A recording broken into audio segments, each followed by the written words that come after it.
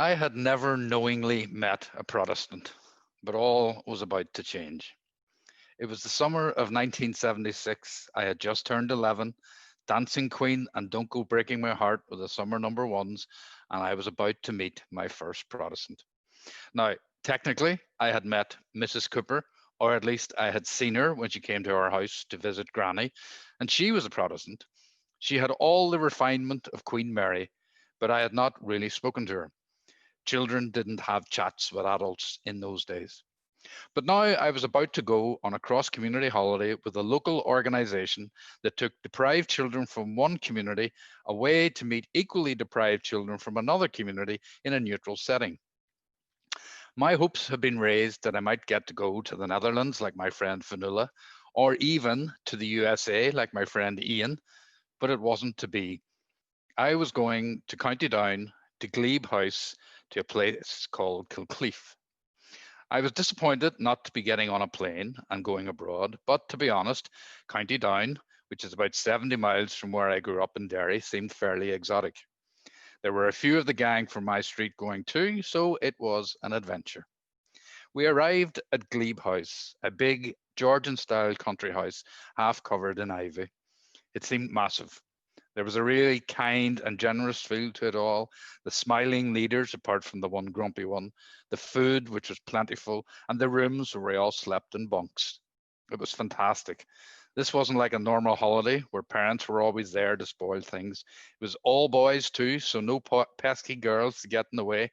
This was going to be fun. And it was.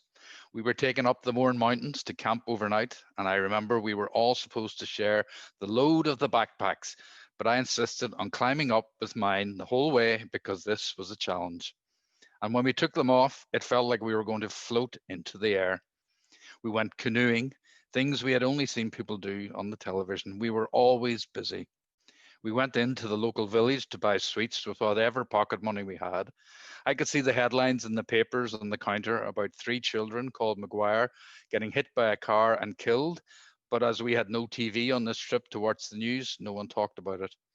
In fact, come to think of it, we never really talked about the outside world at all, or the differences between us, or our lives. But then maybe talking wasn't their thing.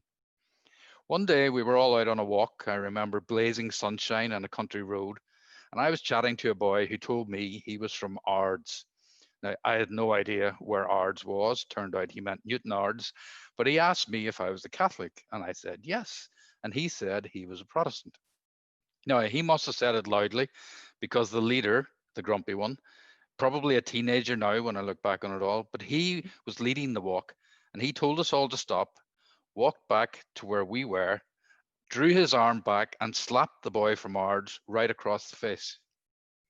We don't talk about Protestants and Catholics here. Here, we're all the same, he said. The walk continued in silence. My new friend, my Protestant friend, didn't cry, but I remember when we got back to the house, we all gathered round and asked if he was going to do anything about it. And of course he wasn't. This was 1976. No one listened to children. I don't really remember anything else from that trip, but I know I never saw that boy from Ards again. But then again, why would I? Now, the summer of 1979 was a whole different ball game. Gary Newman and the Boomtown Rats were the sound of the summer. Puberty had just raised its head. Curiosity was aroused, and suddenly, out of nowhere, another chance came to meet Protestants, because I doubt any of us had met one since that trip to Kilcleef. A week at Corrymeela was on the cards this time. Now, Corrymeela, for those who aren't familiar, is a community in Ballycastle which has been dedicated to peace and reconciliation before we even knew we needed peace and reconciliation here. And off we went. And I remember the little cabins which housed four people in bunks. I remember we were kept busy with activities like the ghost hunt down at the old abbey in the dark. We did more canoeing. We played table tennis, and I seem to remember a lot of table tennis. And I remember a very inappropriate flirtation between a member of staff and one of our leaders. And I mean, very inappropriate, or maybe that's just how it seemed to testosterone fueled teenage minds. There was plenty of food too. And there was talking. We were allowed to talk about our differences and backgrounds without fear. But most of all, there were social events in the evening like discos. And that's when I met Gwen. Gwen from the fountain. Now, the fountain may sound rather grand, but it was just another poor housing estate in the same city as me. But there was little chance that I would ever have met Gwen, as it was and is a Protestant housing estate. So at the dance in the evening, I was cajoled into taking Gwen from the fountain for a slow dance, as if I knew anything about what I was doing. Later, we went back to the room I was staying in, though goodness knows why, because I was so naive. But anyway, we sat on the bed, talked, sipped from our cola bottles, and then we kissed a little bit. Now, I'd love to say fireworks exploded for us both, but hardly.